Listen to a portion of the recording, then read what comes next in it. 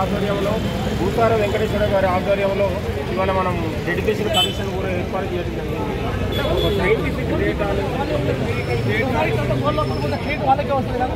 అంటే ఈరోజు వాళ్ళు ఏమంటున్నారు, మోడీ గారి గురించి మాట్లాడుతున్నారు.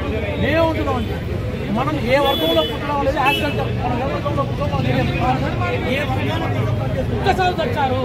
ఇక్కడ కూడా ధర్మం అనేది వెళ్తుంది.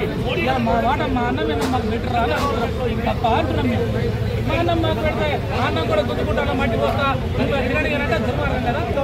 అలాంటప్పుడు ఈ రాజ్యాంగంలో ఉన్నటువంటి అన్ని వర్గాలకు ఒక వర్గం చాలా అభివృద్ధి చెందింది. రాజకీయంగా కానీ, విద్యాపరంగా కానీ, ఉద్యోగపరంగా కానీ, అలాగే మిగతా వర్గాలకు కూడా కూడా అవకాశాలు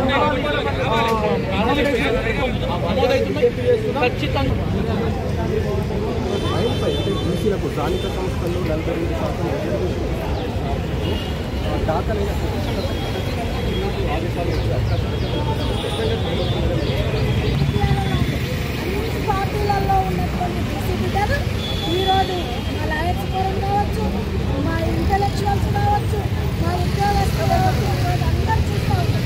కాబట్టి ఈ తీర్పుని దేశంలో గతంలో కొన్ని ఏవైతే గతంలో కోర్టు బిల్లులు కావచ్చు, లేకపోతే ఇతర అంశాలు కావచ్చు, అన్ని అంశాలు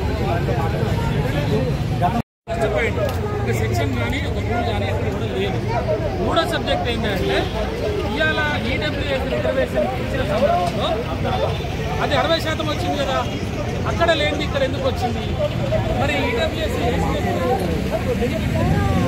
ఉన్నటువంటి కల్వకుంట్ల చంద్రశేఖరరావు బీసీలను మోసం చేసి స్థానిక సంస్థల్లో ఉన్న ఉమ్మడి ఆంధ్రప్రదేశ్లో ఉన్నటువంటి రిజర్వేషన్ కూడా ఇవ్వకుండా తక్కువ చేసి 18% ఇచ్చి అందులో కూడా మరి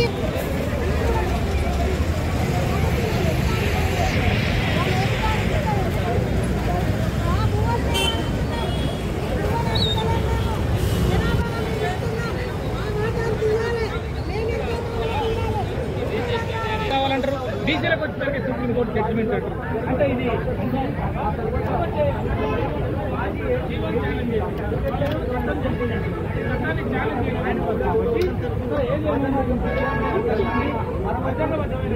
గవర్నమెంట్ సపోర్ట్గా అమెండ్మెంట్ పంచాయతీరాజ్